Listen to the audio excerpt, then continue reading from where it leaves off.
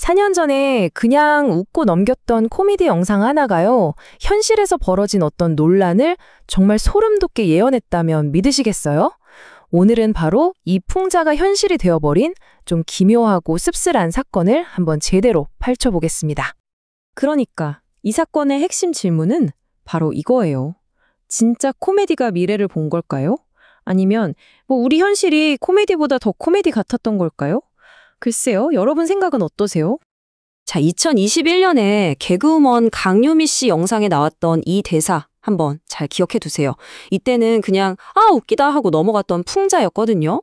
근데 4년 뒤에 이 말이 정말 무서운 예언이 되어 돌아옵니다.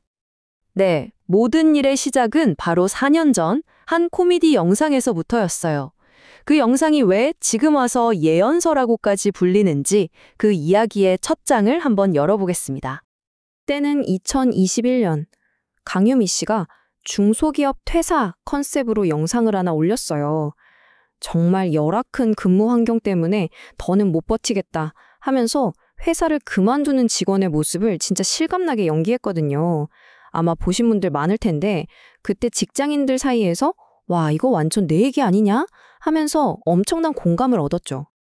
그런데 말이죠. 4년이나 지난 지금 이 영상이 갑자기 다시 떠오른 거예요. 심지어 사람들이 성지순례 왔다면서 댓글을 달고 있어요. 아니, 옛날 코미디 영상이 왜 갑자기 소환된 걸까요? 지금부터 그 진짜 기막힌 이유를 한번 따라가 보겠습니다. 자, 이제 퍼즐의 두 번째 조각을 맞춰볼 시간입니다. 시간은 현재로 돌아와서 최근에 있었던 한 인기 여행 유튜버의 논란에 대한 이야기입니다. 시간은 2025년 11월. 아주 유명한 여행 유튜버죠. 원지 씨가 직원들을 위해서 새 사무실을 구했다면서 영상을 올렸어요. 처음엔 다들 와, 대단하다, 축하한다 이런 분위기였는데 그 분위기가 영상을 다 보고 나니까 정말 순식간에 싸늘하게 식어버렸습니다. 바로 이 사무실 때문이었어요. 보시면 위치가 지하 2층이고요. 크기는 약 6평.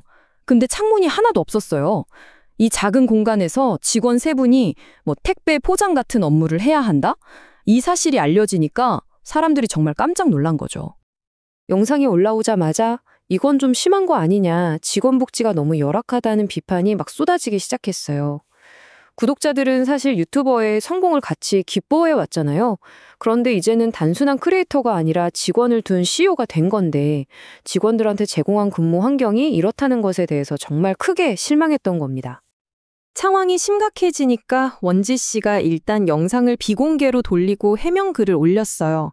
근데 이게 오히려 불에 기름을 부은 격이 됐죠. 비판이 더 거세지면서 결국 2차 사과문을 올리고 사무실도 옮기겠다고 약속까지 하게 됩니다. 이게 바로 그 첫 번째 해명 내용의 일부인데요. 영상으로는 환기 시스템이나 이런 게 잘 안 보여서 오해가 있었던 것 같다, 이런 내용이었어요. 하지만 사람들은 이걸 변명이라고 생각했고 이 해명 때문에 논란이 오히려 더 커져 버렸죠.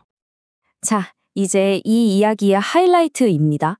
전혀 별개처럼 보였던 이 두 사건, 4년 전 코미디 영상과 최근의 유튜버 논란이 얼마나 소름돋게 연결되는지 한번 보세요. 이 표를 한번 보세요. 진짜 좀 소름 돋지 않나요? 4년 전 강유미 씨 코미디 속 사무실은 지하 3층이었는데 원지 씨의 실제 사무실은 지하 2층.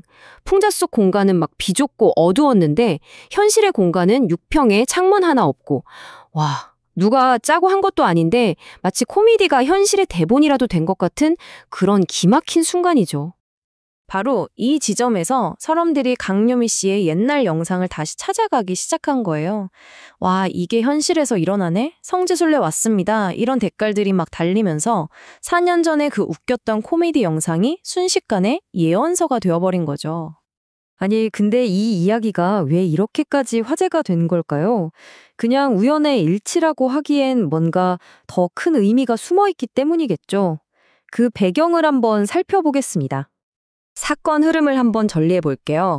2021년에 강유미 씨의 풍자 영상이 있었고요. 4년이 지난 2025년 11월 20일에 원지 씨의 사무실 영상이 논란의 시작이었죠. 비판이 막 쏟아지니까 결국 사과하고 사무실 옮기겠다고 했고요. 바로 이 과정에서 사람들이 이거 어디서 봤는데? 하면서 4년 전 영상이 다시 끌어올려진 겁니다. 과거의 컨텐츠가 현재의 사건 때문에 완전히 새로운 의미를 갖게 된 거죠. 사람들이 이 사건에 이렇게까지 뜨겁게 반응한 데는 몇 가지 이유가 있어요. 첫째는 여전히 많은 사람들이 열악한 환경에서 일하고 있다는 현실에 대한 공감대. 둘째는 이제 유튜버도 그냥 개인이 아니라 사회적 책임이 있다는 인식. 그리고 마지막으로 우리가 그냥 웃어넘겼던 그 풍자가 사실은 너무나 현실적인 일학이었다는 그 씁쓸한 발견 때문이었을 겁니다. 자, 그럼 마지막으로 이 사건이 지금의 직장 문화, 그리고 크리에이터 경제에 던지는 메시지는 뭔지 그 핵심을 한번 짚어보겠습니다. 이 사건을 이해하려면 크리에이터 이코노미라는 큰 그림을 봐야 해요. 이게 뭐냐면 유튜버나 인플루언서들이 그냥 컨텐츠만 만드는 게 아니라 이걸로 돈을 벌고 사업을 하는 생태계를 말하는 거거든요. 그러니까 이제 유튜버는 그냥 방송인이 아니라 직원을 둔 사업가, CEO인 셈이죠. 그럼 이번 일을 통해 우리가 얻을 수 있는 교훈은 뭘까요? 첫째, 유튜버의 영향력은 이제 곧 사회적 책임과 같다는 거. 둘째, 회사가 작든 크든 직원에 대한 존중은 기본이라는 당연한 사실.